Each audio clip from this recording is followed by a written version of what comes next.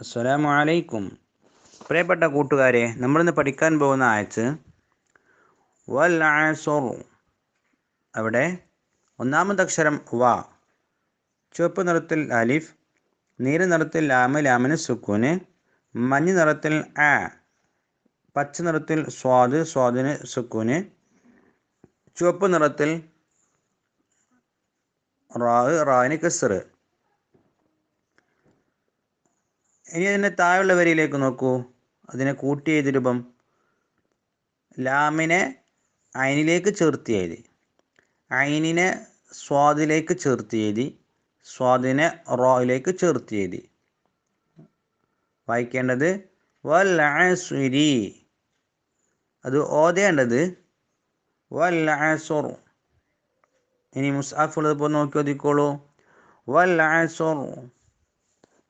ആവർത്തിച്ച് ഓതി പഠിക്കുക. അള്ളാഹു അനുഗ്രഹിക്കട്ടെ.